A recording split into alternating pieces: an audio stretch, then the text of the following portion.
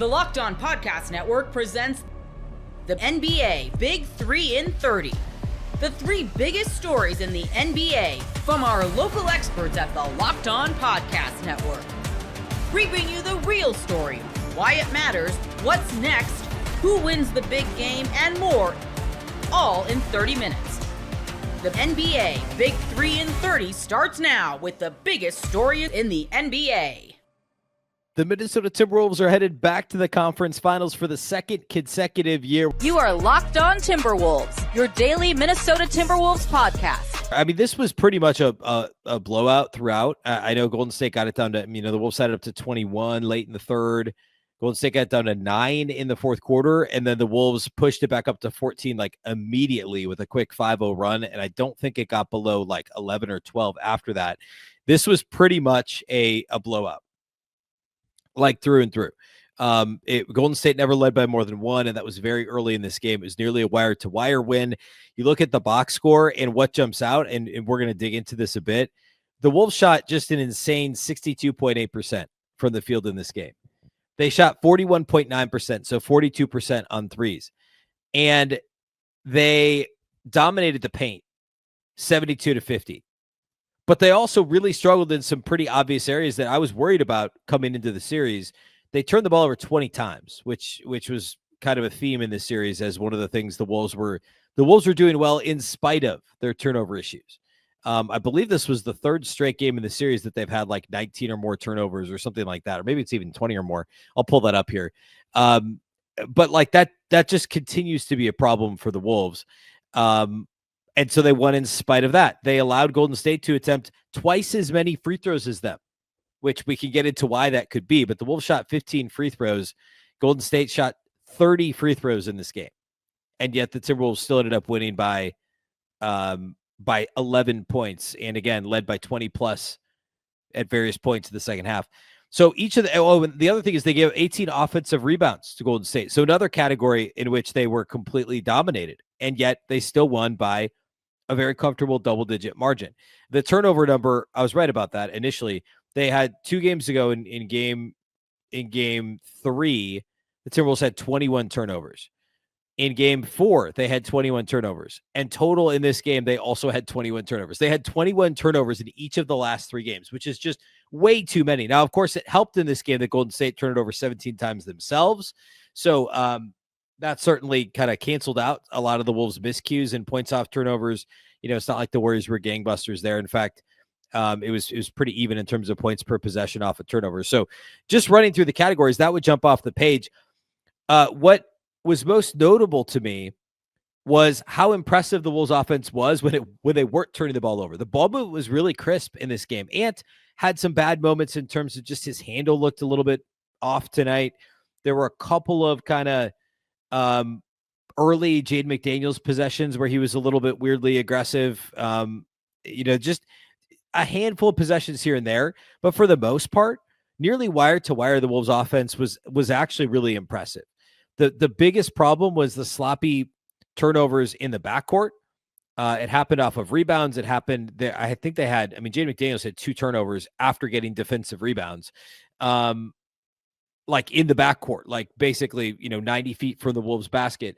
They had multiple turnovers like that. They had, in transition, Naz Reid, Dante DiVincenzo, guys just being sloppy with the basketball on the open floor. But the half court, when Minnesota actually got their offense set up, the turnovers weren't nearly as bad in the half court. They weren't nearly as frequent. And I thought that the movement was really good. Like they had crisp ball movement. The Warriors were aggressively doubling. The second quarter looked a lot like the Lakers series, and that's when Rudy Gobert had his big kind of moments in this game. He was, I think, 5 of 5 at halftime. He finished 8 of 9 for 17 points. 17 and 8 in a closeout game for Rudy after he was dominant in the closeout game against the Lakers. And I do think there's something to that. Obviously, the defensive strategy and the desperation level that the Lakers had in game 5 and now the Warriors had in game 5 where, hey, we're just going to seriously blitz Ant on the perimeter. Golden State was even blitzing. I think it was start of the fourth quarter. They put 2 on Mike Conley, and they forced a turnover. Like they were just all over the place trying to create this high variance game because they knew that was their only chance. And to the Wolves' credit, in spite of the turnovers, they got a lot of clean 3-point looks because of the Warriors double teams. And so I also think I don't want to say it's the Wolves' credit, but I think it's important that we remember the context of just how aggressive this defense is. It's a little bit like, and it's not the same, it's better than this, but the first Chris Finch full season prior to the Rudy Gobert trade, which was the year they got the 6th seed. They played Memphis in the first round, took the 3 seed Memphis to 6 games, which, by the way, was the only series that the John Morant Grizzlies have won in the John Morant era. I remember when people thought he was better than Anthony Edwards, and it was never the case. I know there's a lot of other stuff going on there, but I shouldn't say never the case. He was better than him before a lot of the other stuff happened with John Morant, but now it's not close, right? Like Ant is just a better player. I don't want to turn this into that conversation, but I digress in a big way here. But the point is that Wolves team was undermanned defensively. This Warriors team has Draymond Green. They have Jimmy Butler. They've obviously got defensive pieces. That Wolves team was trying to create a high variance game. They were trying to blitz pick and rolls. They were trying to get turnovers and go the other way because they didn't have a half court offense that was going to be able to score with any efficiency, any regularity at all. And the defense didn't have a rim protector and was reliant on just being fast and athletic and young and creating a higher variance game against, when they were usually the underdogs. That's basically, on a really simplistic level, what Golden State was doing. They don't have a traditional rim protector. They don't have a lot of size. Yes, they have some very good individual defenders in Jimmy Butler and Draymond Green, but they're both better as team defenders, especially at this stage in their careers, each of them. So what did they want to do? They wanted to put 2 on the ball. They wanted to shoot the gaps. They wanted to be aggressive in trying to turn the Wolves over. And they did it to the tune of 21 turnovers in each of the last 3 games. However, they still didn't score enough off of those Wolves turnovers. And it's the same reason that the Wolves did this several years ago with Chris Finch at the helm, pre-Rudy Gobert. It's because, as I mentioned a minute ago, there just isn't enough offense. And especially if you're going to get what Buddy Hield have, 8 points on 9 shots, didn't make a 3-pointer in this game. If Jimmy Butler's only going to shoot the basketball 11 times, he didn't get the line 11 times, but Butler only ended up with 11 field goals in the box score because all he did was get fouled. 17 points on 11 shots for him. Like, if you're not going to get offense anywhere else, you have to generate it in transition. And so that's what the Warriors are trying to do. So I want to give that context and remind everyone that, like, yes, the Wolves turn it over a bunch, but the Warriors are playing a really high-risk defense. Now, the Thunder do the same thing, but they're just a lot better at it. And they're also very good in the half court, and they're not fully reliant on forcing opponent turnovers. Like, that's something we could talk about. If the Thunder ends up being the Wolves' opponent in the conference finals, Denver's obviously a very different defense, but that is kind of the thought process behind what Golden State did. And that's at least in part why the Wolves ended up with so many turnovers. So yeah, turning it over 21 times is not ideal. It allowed Golden State to get out in transition a bit. They ended up with actually just 7 fast break points, Golden State did. So a lot of these turnovers, it's not like the Warriors did a whole lot with them on the other end. And honestly, like, the Wolves defensively, I thought were really good. I know Golden State ended up with 110 points. It's because they had an absolute free throw parade, but Minnesota held them to 43% from the field and 28% on threes. I thought Minnesota's half-court scramble was really, really good, and also scrambling to get back in transition. There's nothing like the energy of a live game. Whether it's catching a last-minute Major League Baseball showdown or soaking up the excitement of an NBA matchup, finding great seats at a great price, though, that used to be a challenge until I found Gametime. With last-minute deals, all-in pricing, and the lowest price guarantee, Gametime takes the guesswork out of buying tickets. Plus, ticket prices actually drop as the beginning of the game gets closer, so you can score amazing seats at a great price. Take the guesswork out of buying tickets with Gametime. Download the Gametime app, create an account, and use code LOCKEDON for $20 off your first purchase. Terms apply. Again, create an account and redeem code LOCKEDON for $20 off. Download Gametime today. What time is it? Gametime. The Celtics stay alive. As Jaylen Brown said, they got to beat us 4 times. And so far, the Knicks have only beat them 3. Celtics get the 127-102 win. Later on, I'll talk about Kristaps Porzingis and why I think they still need to start him in Game 6. I know you're immediately you're thinking I'm crazy. I'll tell you why later on. I'll get to Derek White's game. I'll get to Jaylen Brown's game, which I think was perfect. Luke Cornett in just a minute. But let's be honest. Should we not have seen this coming? I blame myself. I'm the one that's supposed to be telling you how things are going to go. And I really feel like I let you down because this Celtics team is not last year's Celtics team. And the one thing that they are known for is this is the kind of like the pattern of a couple years ago where prosperity is not their friend. Whenever we think they've got something locked up and it's all set and they're good, they tend to kind of disappoint. They kind of suck. And then once we write them off and we're like, oh God, forget it, these guys will never do it, they turn around and they play great. They're the opposite of a front runner, I guess. They cannot handle the prosperity, and they love their back being against the wall. So the instant everything was lining up where even the Knicks fans were thinking, oh yeah, you guys got this, it's easy. Once I saw everybody like on board with the Celtics blowing the Knicks out, I should have been saying on the podcast, I should have been saying, watch out, this is not going to go the way we think it is. That's on me. Hand up my bad. This is the pattern. And then down 3-1. Now, no one could have expected the Tatum injury, but down 3-1, I could absolutely see them coming back and winning this series. I've said before, I said in yesterday's podcast, they have the horses. They have more than enough. They have enough guys. People were writing the Celtics off after the Tatum injury. They're saying they're dead, that the season is over. It's not over. The Knicks up 3-1. Yeah, teams don't normally come back from 3-1, but it's not impossible.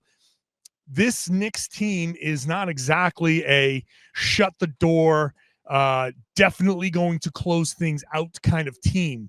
They're shaky. There's a reason why everyone was picking against them, because the Celtics are who they are and the Knicks are who they are. So Celtics with their backs against the wall, you knew they were going to come out with some level of fire. You knew they were going to come out with some level of focus, and they did both. Now, it wasn't great right away, but you could feel at some point, like if they just get a little bit of a run together, then they can really take off. And this is a classic Celtics game where, okay, first quarter up and down, there were some moments, but they didn't finish the quarter well.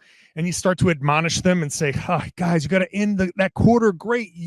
Last 38 seconds of the first quarter, you gave up a 7-1, 8-1 run.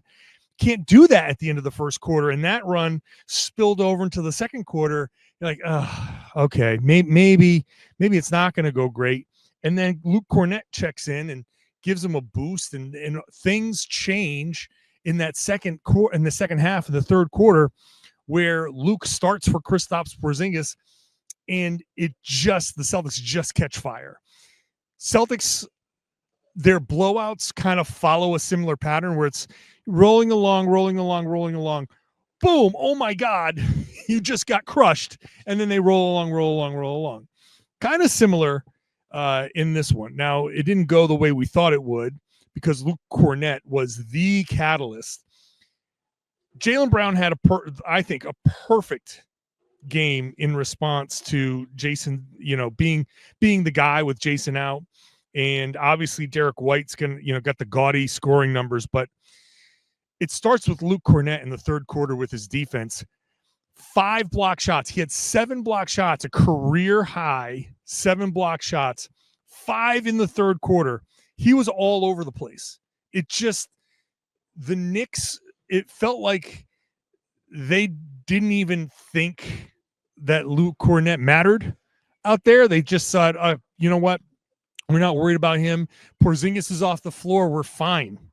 And it turns out that you wanted Porzingis on the floor, because he was, once again, bad in this game. Just bad. Disappointing, kind of like sad in a way. So they didn't seem like they were worried. Once Porzingis was on, they said, oh, he's starting the second half on the bench. Good for us. And they just kept driving, and Cornett kept swooping in. It was the same classic Celtics defense. Cornett was on Josh Hart, and Hart had a good first half and was hitting threes. And even the beginning of the third quarter, it was feeling like the Celtics were kind of, we're good with what Josh Hart does. And Hart was feeling like, okay, sure, no problem. He scored 24 points, 5 of 9 shooting, but that second half, he tailed off. I thought Kornet did a great job of bothering Hart while still being able to help defensively. He, aside from just the block shots, Kornet was able to deter drives. He was able to bother shots. He was able to kind of, at some point, be okay, we see him. We're going to, he's clogging the paint. And then he get back out to, when they kick it to Hart, not overreact, but he'd get out to a spot where Hart felt like if he shot it, maybe Kornet could challenge it. And he didn't want to take that challenge, that contested shot.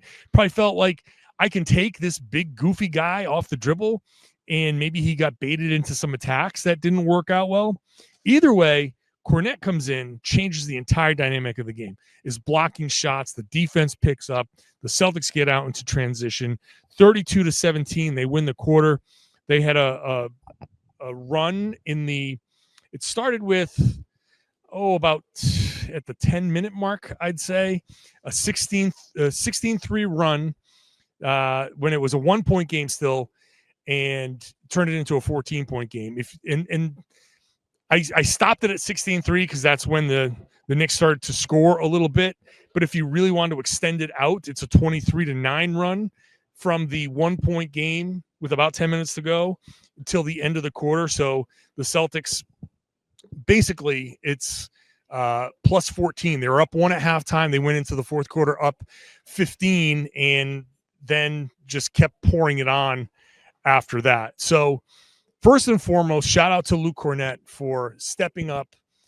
Porzingis didn't play in the entire second half, and Kornet played 25 and a half, 25 and a half minutes, and was great, just great. And if you're trying to win a championship, and if you're trying to make a comeback here, and you've got to be willing to roll with different lineups. If this was the regular season, I think they might have let Porzingis try to play through some stuff in this desperation mode of, hey, our season is on the line. They said, you know what, we're going with this guy. And after the game, Kornet was like, hey, sometimes these shots, these plays just kind of line themselves up. And it's almost like a defensive version of the hot hand theory. And it seemed like it because he just kept getting the block after block after block. One time he got a block on the sideline, saved it, came down, play gets worked around, great Celtics basketball, and it ends up in a pick and roll dunk for Kornet. He caught a reverse alley-oop lob. I mean, come on. This is Luke Kornet's night.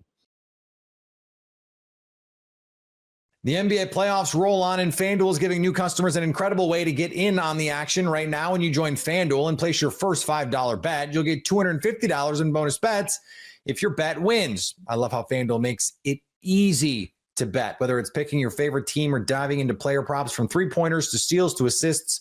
There's just so many ways to bet your favorite props. Plus, after the game tips off, you can even combine live prop bets into a same-game parlay for a chance to win big. You can place your first $5 bet on today's lone NBA game. The Nuggets, a game away from elimination, are 4.5-point home dogs to the Thunder. Don't miss out. Head to FanDuel.com and claim your $250 in bonus bets today.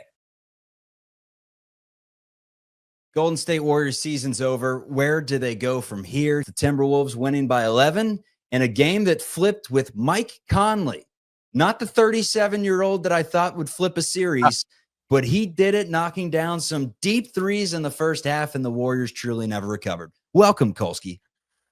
Oh, thanks. It's funny. You're not wrong. Anthony Edwards did some stuff tonight. Obviously, Julius Randle was awesome, but that stretch where Conley hit the big threes and Minnesota jumped out to that lead was kind of the decisive stretch of the game in a lot of ways. And the Warriors looked like they were right back in it. It felt like if they could hold some momentum into halftime, they'd have a shot in this thing. And then before half, they just got brutalized, man. And look, on the death certificate, the 2025 Warrior playoff run will say Wednesday, May 14th at, 9:11 p.m. But I think we all know that this thing was actually pronounced a little over a week ago when Steph Curry grabbed his hamstring and called for a sub. I thought they could get one, though. I thought they could get one and give him a thought chance, they could because too. all odds were that he would have played game 6, right? That's what everything was pointing towards. Because of the Valkyries playing on Friday, they had extra rest. They would have gone Sunday. All you needed was one of these 3, 2 of them at home. Wasn't enough to get it done. We'll get into Butler in a minute. All you needed was one of these 3, and then to win the next 2 with Steph on, a questionable hamstring. But to not give him a chance. I agree. It would have been great. I also thought getting 1 out of 3 was a doable task. But I think in the end, having watched those 3 games, what I would say is, and really it was 1 out of 4, by the way, but I think we all kind of threw away game 2. What I would say in retrospect is that in order to accomplish that task, the Warriors needed not only a big performance from Jonathan Kuminga, not only Jimmy Butler to be playoff Jimmy, but then on top of that, some other guys to show up. And they just couldn't get everything going the same night. I mean, Jimmy had the one big game, and then you could see these last 2. I mean, they said he was sick. Who knows if that's true or not? He certainly was not the playoff Jimmy they needed to get a win. There's just no debate about it. And you know what I'd compare this to, man? Finish up, whatever you're well, saying. just we can talk about Buddy or Pods having a couple bad games, or Moody not showing up till it was too late, whatever. We can talk about all these things. At the end of the day, Steph went out and Jimmy Butler did not perform at the level they needed. And they were never going to win this series without those things happening. All right, I'm going to bring up some PTSD for Giants fans, aside from the fact that they won, 107 with Farhan's, what would we call them? The platoon guys, right? And that's, I mean, look at the Wolves compared to the Warriors. The Wolves are the way you want to do it. They played 8 guys in this series consistently. You knew what you were going to get every single night from pretty much Naz Reid, from pretty much DiVincenzo or an Alexander Walker. You knew that Randall and Anthony Edwards were going to be the 2 leading scorers, that Gobert was going to be Gobert. Conley was better than, quite frankly, any 37 outside of Steph Curry should be. He was great in today's game, had 16, 8, and 6. Mike Conley, who played on the same national championship floor as Joakim Noah, who's been out of the league for 5 years, that Mike Conley is still affecting this series. But you knew what you were going to get with the Wolves. With the Warriors, it was the San Francisco Giants. It was the platooning nonstop. We saw 16 from Santos today, 16 minutes. We saw 10 minutes from Quentin Post. We saw him go to Pat Spencer before Moses Moody in the game today, and then go to Moody, and Moody all of a sudden sparks a run that brings the Warriors back down to 9. Edwards hits a 3, dagger. It was a dagger a long time ago. Like you mentioned, the dagger was thrown game 1 in this series. But the Warriors need to get to a point where the strength in numbers was great. It had its day, but they have to get to a point where they have 8 reliable guys that can go out there. And quite frankly, Kuminga became one of those guys when it was too late. You were right all along. Pie in my face. Throw me on Golden Gate Bridge and chuck some tomatoes at my head. I mean, for God's sakes, you were right. And he pulls Kuminga and puts in Spencer and Santos. So, look, yeah, it was over regardless. Forget the rotations and everything. That's more of a long-term issue, right? That really didn't affect tonight. I mean, listen, Wolves are too good. Yeah, the Wolves are too good to lose Steph Curry from a team that was already, let's be honest, with Steph Curry. I think really we all lost out on what could have been a heck of a competitive series. I know. Because honestly, man. Like, the Wolves, as good as they can be, have some flaws that they didn't exactly clean up. I mean, how many times they turned it over 21 times tonight? I obviously they had a chance with Steph. More than that, I would say this would have been a pretty even and highly competitive series if Steph Curry had been available. Even we'll never know. Yeah, even if Jimmy Butler had a couple off nights, even if Brandon Pajemski showed up 1 out of 3, like with Steph, that's how good Steph is. So to a degree, it is what it is. Injury luck is what it is. There's a sliding doors rabbit hole we could go down. And I think a lot of people would just point directly to the Rocket series as far as Kuminga at least goes, but the rotations in general and the coaching approach in general, and say that, boy, they were awfully casual throwing away game 5 in that Houston series when they had a chance to get it over with more quickly. And what might that have looked like? But for me, the sliding door, you could put it anywhere in the last 3 years, man, because Jonathan Kuminga, look, you can't just hop into an NBA playoff game after sitting for weeks and casually score 20 plus points over and over again. Unless you're at good. least Yeah, worth you're looking at at. good. Yeah. Like I and again, I think I have been somewhat misinterpreted because I've been talking about him a lot as saying that, here, this is exactly it. Nobody said that. I mean, people say things like this to me. Oh, stop saying Kuminga's Kevin Garnett. Stop saying Kuminga's Kobe. Nobody said that. I have not heard a single person, with all the people, national, local, and otherwise, defending or talking about the unfortunate treatment of Jonathan Kuminga over the last couple of years. Never have I heard anyone suggest that he is not a flawed player. He is clearly a flawed player. Like most 21, 22-year-old kids without a ton of experience, he is flawed. The argument has always been, when this kind of talent is inside there, what is the purpose of letting it rot on the bench? The things that Jonathan Kuminga needs to get better at are the sorts of things that improve from playing time. And everyone comparing him to Franz Wagner or Scotty Barnes is ignoring the fact that those guys have played almost twice as many minutes as Jonathan Kuminga over 4 years. And we'll never know. Someday we'll find out what kind of career Kuminga has, right? He's going to have a career, and at the end we can decide how good it was. But we'll never know what might have happened if Steve Kerr had been willing to put faith in this guy when we saw the initial flashes that this sort of stuff was possible. And if he had just let him play through some of his mistakes, if he had just invested confidence in him like he has done with Brandon Pajemski or Guy Santos or Gary Payton, who knows what this season and the last couple seasons for the Warriors might have looked at. We'll never get to know that. And there's nobody to blame for that besides Steve Kerr, who, again, to answer someone's question, yes, I still believe he's a great coach. But for whatever reason, this guy, Jonathan Kuminga, has been a blind spot for Steve Kerr, and it has been to the obvious detriment of the entire Warriors organization.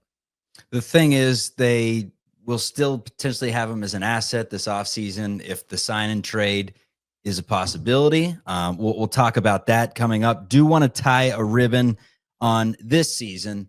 On tomorrow's show, I'll get into kind of the season as a whole, the obit, we like to call it, where I will legit spend 4 hours of my day, and this may be in a couple of days because it may take a while, but I'm going to go through every single show. I'm going to find the most ridiculous takes. I'm going to compile them together. So you'll get in one show like Lindy Waters is the next, Damon Stoudemire. I don't know who I would even compare him to in any of these shows, but we'll run through that when that day comes. But for now, let's tie a ribbon on this game. Brandon Pajemski finally shows up. He was 11-19, 4 of 6, had 28 points, 6 rebounds, 4 assists. Pajemski is extremely cheap. He's extremely young. He's also pretty good. Is he 39 minutes a game good? He was tonight, but he at the very least is a nice part of this future. Buddy Hield has had such an up and down season. He was bad tonight. 4 turnovers in the game, 8 points, 0 of 4 from 3. The Buddy Hield cycle went like this, and all of a sudden, instead, it's supposed to kind of creep around in clock-like formation, and it just went like the Tower of Terror at Disney, just all the man. way down to the bottom. But Buddy, like he had a great run in the playoffs, and he is worth every penny. I mean, if that's what we're talking about financially, Jimmy Butler is the one that did not earn his paycheck tonight. I mean, quite frankly, and Draymond, and that's the problem here. Is we can debate whether Kuminga should have played more. We can talk about Pods not yet being consistent enough and Buddy falling off a cliff tonight, which he absolutely did. But those guys are paid to be that level of player. Draymond Green and Jimmy Butler, in the absence of Steph, are paid to be elite. Draymond was not good enough. Yeah, well, yes, but Draymond wasn't good enough tonight on either. No, not even defensively. Yeah. Yes, and Butler, all that stuff that we saw from Jimmy and Draymond towards the end of the season, just bamboozling opponents on the defensive end. None of that the last two games to break up what the Wolves were doing. The Wolves didn't have a great offensive game in terms of like anything but shooting, and they lit the Warriors up. They turned it over 21 times. The Warriors won the rebounding battle. Like, the defense wasn't good enough. Jimmy wasn't aggressive enough. Draymond, not good enough. And those are the problems moving forward, right? Is those guys have to be great based on the way this team is designed right now if you're going to keep all three of them. And even if you do keep all three of them, and they are pretty good, you're going to need a legitimate third scorer, and it is really tough to imagine where that guy comes from.